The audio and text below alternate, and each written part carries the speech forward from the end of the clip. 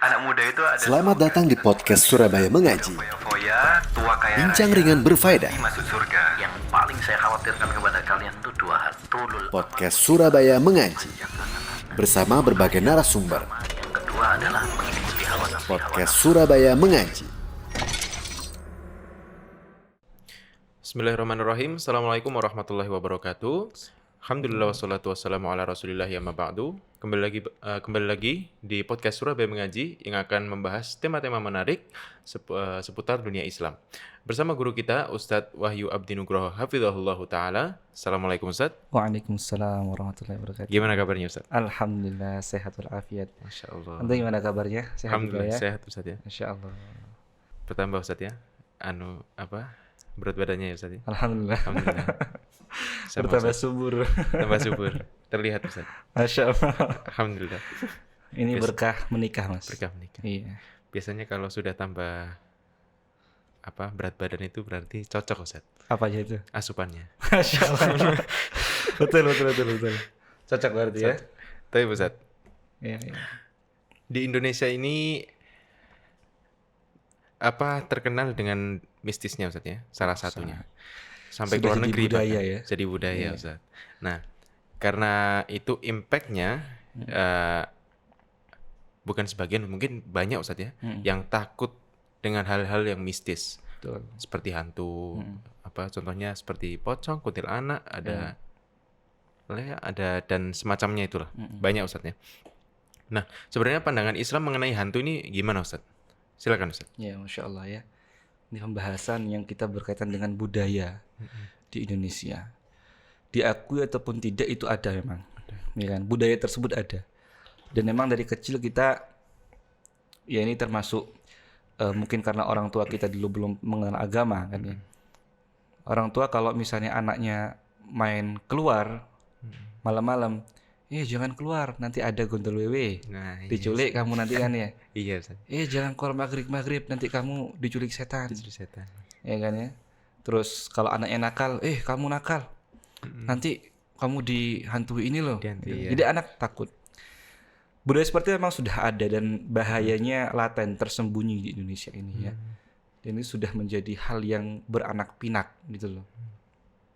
Apakah ada hantu? Pertanyaannya di situ Ustaz. Ya kan?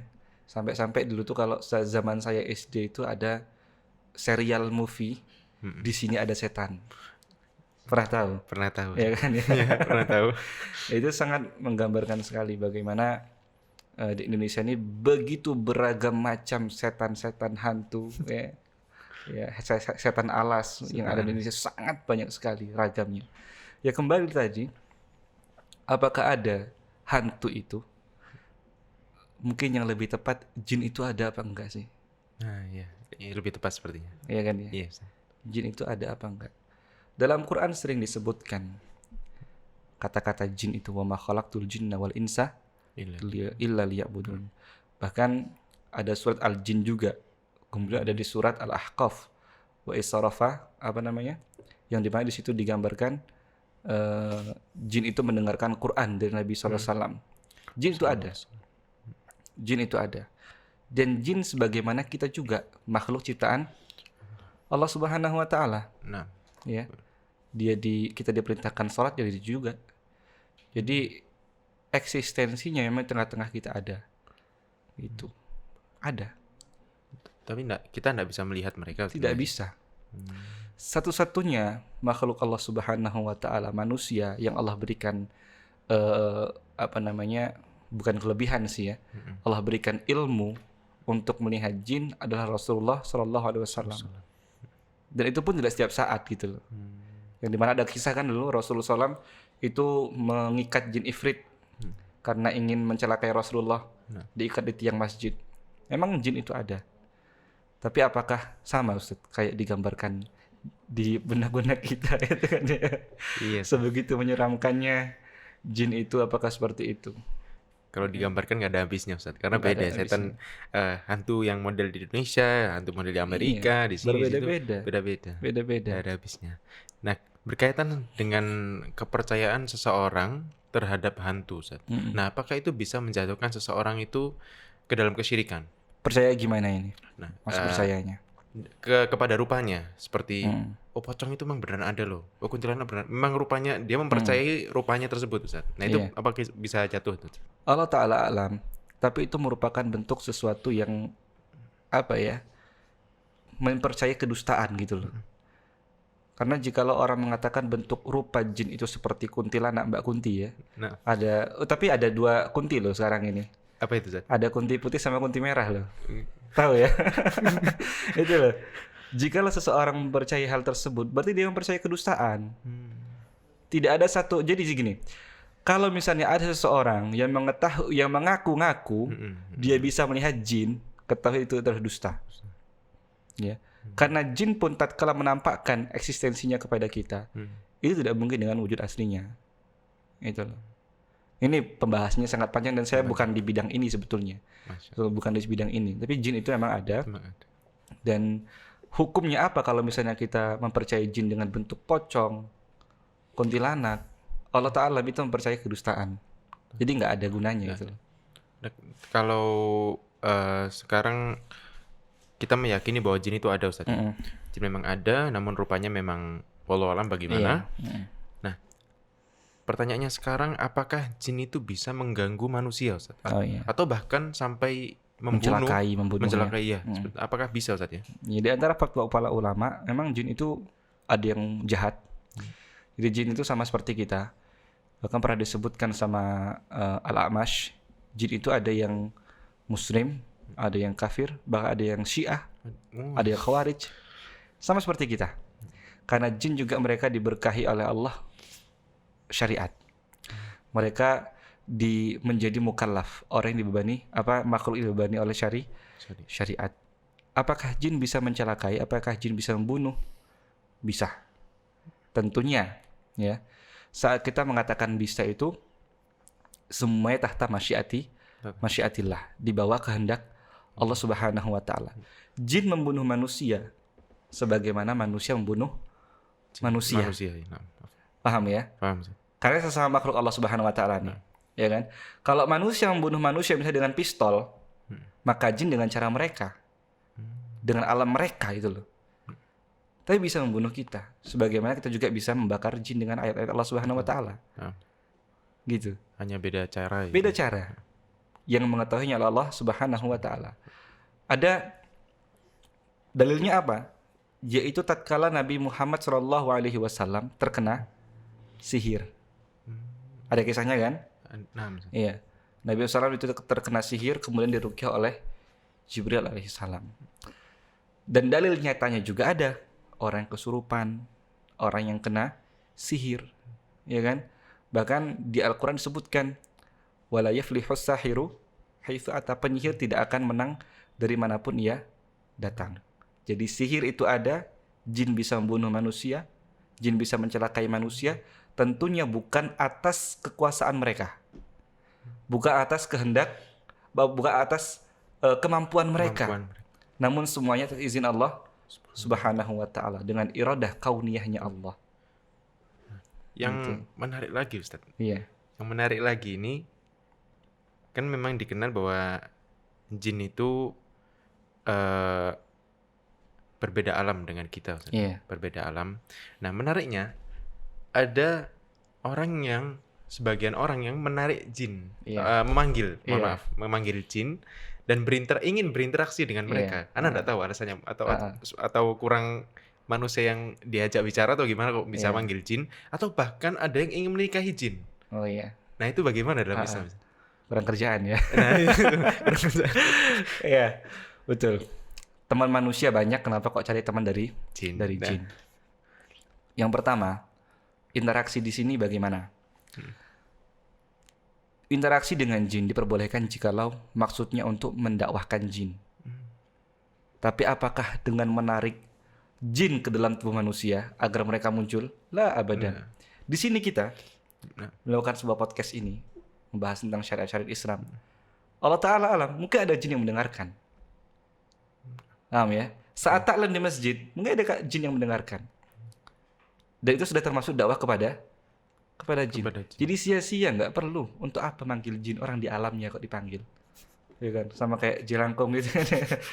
Datang dijemput, pulang tadi ya. tak diantar. Untuk apa diundang? Orang mereka sudah mendengarkan dengan izin Allah Subhanahu wa taala. Untuk bagaimananya Allah taala alam. Allah yang mengetahui ilmu-ilmu gaib. Jadi seperti itu. Kalau untuk yang menikahi jin itu gimana Ustaz ya? Menikahi jin. Iya. Ada ya? Ada, anak pernah baca Ustaz ya. Tidak tahu benar apa enggak. Cuman kalau sampai ada kan ya Kebangetan. ya gimana? Kayak kurang perempuan ya. Iya, seperti kurang perempuan. Anak baca itu ya Allah. Masya Allah. Ya, itu fenomena yang menarik di negeri kita. Ada kalau di Jawa itu terkenal nikahi peri. Jadi jin yang dinikahi itu dikatakan sama orang-orang kita sebagai peri. Ya. Ada yang menikahi Ratu Pantai Selatan. Nah, Ya kan? Ada yang menikahi Nyi Blorong dan lain-lainnya. Tidak ada dalil yang sharih yang mengharamkan nikah sama jin. Memang ada. Kejadiannya memang ada pernikahan dengan jin. Tapi para ulama tidak menyukainya. Bukan mengharamkannya. oh, nah. Para ulama tidak Itu nggak menyukainya. Kenapa? Yang pertama jelas alamnya berbeda. berbeda. Allah telah menjadikan manusia berpasang-pasangan, bersuku-suku, ya kan? Allah jadikan manusia dengan manusia, laki-laki dengan perempuan, perempuan dengan laki-laki. Ya untuk apa? Untuk mencari manusia dan jin. Tidak ada gunanya. Mudarat yang kedua, jikalau keturunannya bagaimana? Nasabnya gimana? Contoh misalnya ya. Dan itu memang ada para ulama mengatakan bahkan ada yang melahirkan keturunan memang pernikahan dengan jin. Itu bagaimana nanti nasabnya? Misalnya yang manusia adalah perempuan, suaminya adalah jin, kemudian menikah, melahirkan anak, anaknya kemana? Nasabnya, ya kan? Iya. Dan rentan terjadi zina. Misalnya gini, ada orang hamil nih. Nah. Kan kalau dalam masyarakat kita orang perempuan hamil di luar nikah kan masih dianggap tabu ya. Alhamdulillah masih dianggap tabu lah. Kemudian dia berdalil, aku sudah nikah kok sama jin penunggu ini, gitu kan ya. Jadi jadikan dalil sama mereka. Aku sudah nikah kok, ini bukan MBA. Apa MBA? Married by Exit. Ya itu kan. Ini bukan MBA, aku sudah nikah kok, sudah akad kemarin kok. Sudah akad. Sama siapa? Itu jin penunggu lawu, kan. Sepertinya itu antara dalil dengan dalih. Ustaz. Maka dalil ya, bukan dalil ya. Iya. Dalil makanya itu. Mudaratnya sangat banyak. Sangat banyak. Pernikahan dengan jin ada, namun para ulama tidak menyukainya. Begitu. Nah, di dalam Islam itu kan ada yang namanya takut al-khauf. Ya al-khauf. Nah, berkaitan sama takut ini jika dikaitkan dengan takut kepada jin, semisal kita tinggal di satu tempat, terus dengan izin Allah jin dapat mengganggu kita di malam hari ketika kita bangun, dan lalu kita takut. Apakah takut yang seperti ini tuh membahayakan akidah kita atau bagaimana Ustaz? Iya. Jadi perlu ada perincian takut kepada jin itu. Kalau misalnya takut tersebut membentuk diri kita merendahkan diri kepada jin, kemudian sampai menganggap jin itu punya kuasa untuk mendatangkan manfaat dan mudarat dengan kekuasaan mereka sendiri, bukan dengan izin Allah Subhanahu wa taala, maka ini termasuk syirik. Ya, termasuk syirik. Namun ada takut kepada jin yang masih dikatakan takutnya tabi'i. Bagaimana takut tabi'i? Ya sebagaimana kita takut dibunuh sama maling. Kita takut diterkam sama harimau. Kita takut kemudian jin itu dengan izin Allah atau sihir yang diperantarakan oleh jin itu bisa membahayakan diri kita. Ya. Namun jangan sampai mendatangkan tazallul, merendahkan diri kepada jin tersebut. Itu. Karena apa? Saat kita merendahkan diri kita kepada jin, dia akan semakin senang dan akan semakin terus menakut-nakuti. Semakin kita takut, semakin Ditakut-takuti. Tapi kalau semakin kita berani, Semakin kecil dia. semakin kecil. Iya. Jin itu, Mas, derajatnya lebih rendah daripada manusia.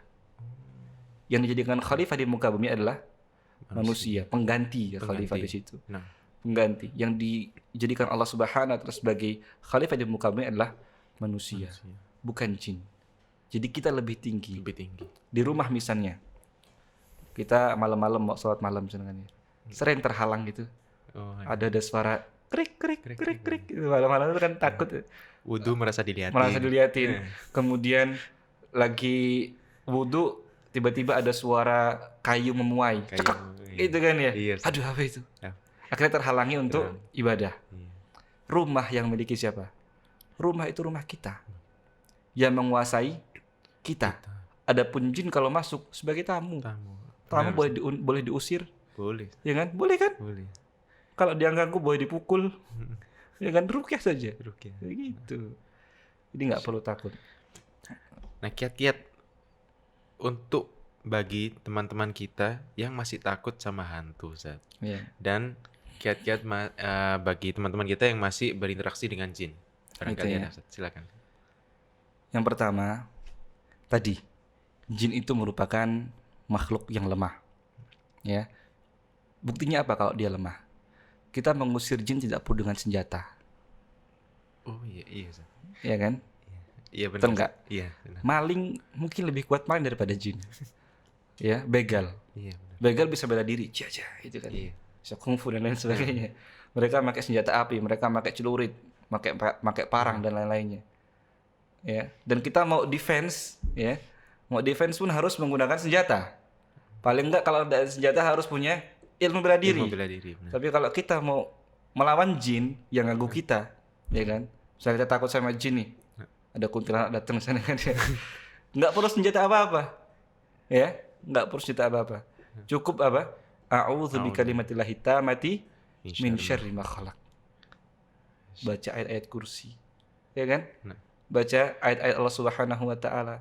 Sudah langsung hilang. Ini yang pertama. Jin itu lemah. Putnya itu. Yang kedua, takutlah kepada sesuatu yang lebih nyata. Kita yakini jin itu ada. Nah. Tapi kan gaib. Gaib, benar. Dan belum pasti juga dia mau nyerang kita. Misalnya nih, lagi jalan nih, gunung ya. Kan lagi banyak cerita-cerita horor di gunung kan ya. Lagi naik gunung. Tiba-tiba ada yang duduk di situ. Putih-putih. Putih-putih. Lewat aja. Belum tentu dia tuh mau ganggu kita. Kitanya yang kepedean aja, Ustaz. Iya, kemudian GR kan ya. Makanya gitu. Belum tentu dia mau ganggu kita. Mungkin dia mau kenalan. Iya. Ya kan? Sudah biarkan saja. Biarkan. Jangan ditakuti. Jangan merasa takut dengan hal tersebut. Toh juga ternyata yang dilihat cuman putih-putih Putih-putih aja. aja. Itu loh. Tidak semenyeramkan itu. Itu. Yang ketiga, ya, sebagaimana sudah kita sebutkan, dunia ini, bumi ini telah Allah wariskan untuk kita. Ya kan? Kita yang menjadi tuan rumah di bumi ini. Ya. Kita sudah beda alam. Ya kan ya? Untuk apa kita takut dengan alam yang berbeda? Berbeda. Ya kan? Dan juga jin merupakan makhluk yang lemah. Jadi tidak ada alasan untuk takut-takut. Dan juga mulai dari sekarang berhentilah mendidik anak dengan menakut-nakuti kepada jin. Iya, itu yang penting. Keluar maghrib memang disyariatkan untuk masuk rumah. Memang banyak jin di luar, tapi jangan takut-takuti. Ya, cukup katakan, nak, sunnah Rasul SAW, kalau maghrib tutup pintunya, tutup cawan-cawan, tutup jendela, masuk ke rumah. Masuk ke rumah. Ya kan? Sudah lepas waktu maghrib, mau keluar main silakan. Ini sunnah Rasul Sallallahu Alaihi Wasallam. Sallallahu alaihi wasallam. Jadi gitu. Tadi apa yang kedua? Yang interaksi sama jin ya? Interaksi sama jin, benar. Cukup kan? Sia-sia. Ya.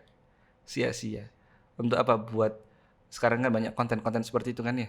Iya, Ustaz. Konten-konten ngundang jin, uji nyali. Uji nyali. Ya kan ya? Uji nyali. Ternyata itu hanya editing belaka. Gitu kan.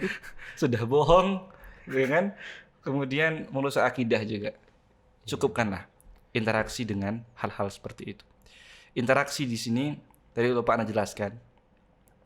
Interaksi kalau dakwah tadi boleh. Tapi kalau interaksi yang kita meminta pertolongan sama jin, benar. ini haram. Bahkan bisa mencapai ke derajat kesyirikan. Sampai agar kebal seperti itu, Ustaz. Iya, itu haram. Semuanya haram. Ya. Dalam surat Al-Jin apa? Ya'udzuna birajin, gimana awalnya? Qul uhiya ilayya anna. Ayo, awalnya gimana? Itu awalnya, Ustaz. Qul Wa uhiya annahu ilayya. rijalun minal jin minal insi ya'udzuna birijalin minal jinni fazaduhum rahaqa. Ada di antara manusia minta perlindungan dari jin. Ya. Apakah jin memberikan perlindungan? Fazaduhum rahaqa. Bukan ngasih perlindungan, tapi apa? makin nambah-nambah takut. Kok bisa Ustaz? Contoh gini aja. Gimana kok bisa orang minta pertolongan sama jin, bukan ditolong malah nambah takut? Saat kita misalnya tapa, mau nyari jimat, ya kan ya? Atau pergi ke dukun minta ilmu kebal. Bukannya kita malah merasa aman, tapi senantiasa merasa takut. Kok bisa? Karena apa? Jin menaruh rasa was-was di hati. Kan fazaduhum rahaqa. Akan ditambah rasa takut. Rasa was-was. Kalau keluar pasti isi dalam hatinya, ada nggak orang nyerang aku ya? Ada nggak orang nyerang aku ya? Pasti itu. Ya. Dan Allah tatkala mendapati seorang hamba yang menggantungkan dirinya kepada sebuah ajimat dan lain-lainnya, maka Allah akan gantungkan perkaranya ke dia. Allah nggak akan menolong. Jadi begitu. Allah nggak akan menolong. Berat Ustaz. Iya. Contoh lain lagi misalnya, ada seseorang dia berinteraksi sama jin. Interaksi di sini maksudnya dia meminta pertolongan sama jin untuk jaga rumahnya. Ya, untuk jaga rumahnya. Kemudian pasti jin itu meminta syarat. Paling minimal motong ayam hitam. Motong ayam hitam di sana ya misalnya. Motong ayam hitam. Kemudian si pemilik rumah lupa. Dalam jangka waktu sekian lama nggak motong ayam hitam. Maka jin itu akan ngasih teror. Seakan-akan diserang sama jin yang lainnya. Padahal nyerang jin itu sendiri yang dimintai tolong tadi. Agar apa? Nambah ketakutan. Akhirnya apa? Gak cukup kamu ngasih ayam hitam, kamu harus kasih kambing hitam. Akhirnya potong kambing hitam. Dan bertambah. Sampai Anda pernah dengar Ustaz, tahu menistakan Al-Quran itu sampai derajat seperti itu. Menistakan Al-Quran. Semakin tinggi dia menghinakan syariat, maka jinnya akan semakin besar. Semakin besar. Iya. Semakin besar. Masya Allah. Jadi seperti itu. Pembahasan jin memang perlu waktu yang lama. Bahkan di antara para imam mengatakan kalau misalnya kita menulis tentang jin, itu tebalnya sampai kayak kita Bulughul Maram, Mas. Iya. Kitab tentang jin itu kalau ditulis tebalnya sampai kayak kita Bulughul Maram. Sangat tebal. Pembahasannya sangat panjang. Nah, sebenarnya saya bukan di bidang ini. Saya mengatakan apa yang saya ketahui sesuai dengan dalil dari Quran dan Sunnah. Insyaallah. Jazakumullah khair Ustaz atas penjelasannya. Bagi saudara-saudara kita yang berada di rumah, atau yang menonton podcast ini, kami ingatkan untuk jangan takut kepada hantu, karena semakin kita takut, semakin hantu berani. Gimana Ustaz ya? Iya. Dan semakin kita berani, maka jin semakin takut. Mohon maaf, saya ganti ya. Jangan hantu ya. Hantu. Jinnya bahkan takut. Salman Al-Farisi diperintahkan Nabi untuk membunuh jin yang itu ada di berhala kan ya. Di berhala. Diperintahkan.